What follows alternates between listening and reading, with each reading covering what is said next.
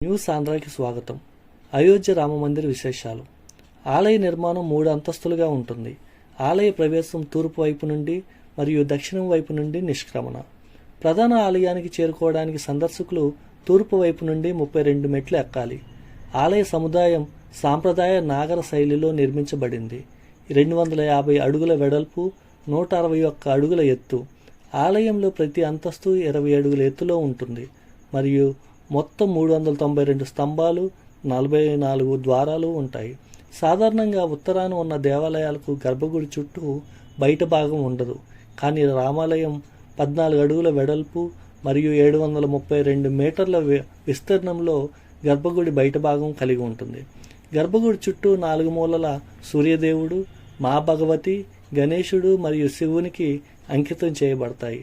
ఉత్తరం వైపు అన్నపూర్ణమాత, దక్షిణం వైపున హనుమంతుని మందిరం ఉంటుంది.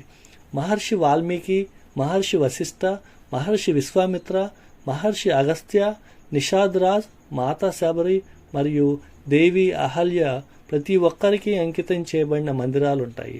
అయోధ్యలోని కుబేర్ తిల వద్ద జటాయు విగ్రహాన్ని ప్రతిష్ఠించారు. కాంప్లెక్స్లో ఆరోగ్య సంరక్షణ కేంద్రం మరియు టాయిలెట్ బ్లాక్తో కూడిన యాత్రికుల సౌకర్యాల సముదాయం ఉంటుంది.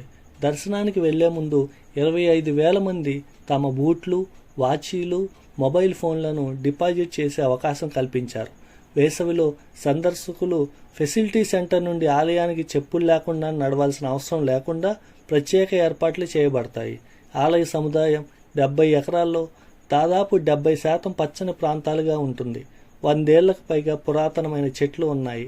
సూర్యకిరణాలు భూమిపైకి రాని దట్టమైన వనం ఉంటుంది.